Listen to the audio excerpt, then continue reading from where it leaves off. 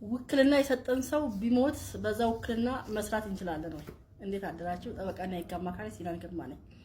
አንድ ሰው ውክልና ሊሰጠን ይችላል። ከዛ በኋላ ቢሞት ወይንም በስፍራው አለመኖሩ ቢረጋገጥ ወይንም የንግድ ስራውን ቢከስር ወይንም ደግሞ ችሎታ ቢያጣ ውክልናው ሌላ ተቃራኒ ቃል ከሌለ በስተቀር ውክልናው አውቶማቲካሊ ይቆማል ማለት ነው። ምንም የጽሁፍ አቤቱታ ሳያስፈልግ ሌላ ተጨማሪ ስምምነት ሳያስፈልግ አውቶማቲካሊ ይቆማል ማለት ነው። ይቀራል፣ ውክልናው ይቀራል። በዛ ውክልና መስራት ወደ ወንጀልም ሊወስድ ይችላል። ነገር ግን በዚህ በተወከልነው ውክልና መሰረት የሆነ ስራ ጀምረን ያንን ስራ በዚህ ምክንያት ቢቆም ወይ የወከለን ሰው በመሞቱ ምክንያት እኛ አውቶማቲካሊ ስራውን ብናቆም በዚህ ሰው ላይ ከፍተኛ የሆነ ጉዳት የሚደርስ ከሆነ ወራሾቹ ወይንም ህጋዊ እንደራሴዎች ወይ ህጋዊ ሰዎች ስራውን የሚቀበሉ ማለት ነው ወራሽነታቸውን እስኪያረጋግጡና ጉዳዩን እስኪያስቡበት እንዴት እንደሚያስኬዱት ሁኔታውን እስከሚያስተካክሉ ድረስ ግን ያኛውን ስራ መስራት አለበት። ለምን አደጋ የሚደርስበት ከሆነ ለምሳሌ